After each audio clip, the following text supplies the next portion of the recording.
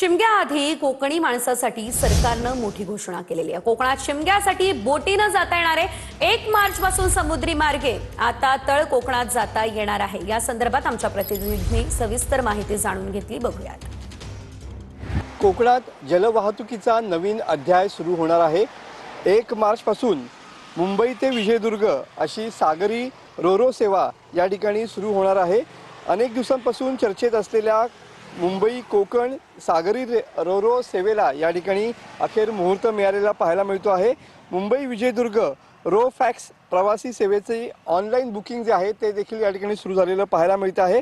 620 प्रवासी आणि 35 वाहनं नेण्याची क्षमता या सागरी रो फॅक्स जहाजाची असणार आहे।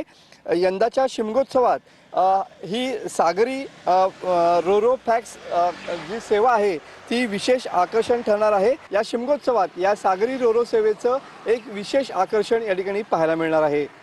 कॅमेरामन समित गजनेसह मनोज रेरे, TV9 मराठी, रत्नागिरी।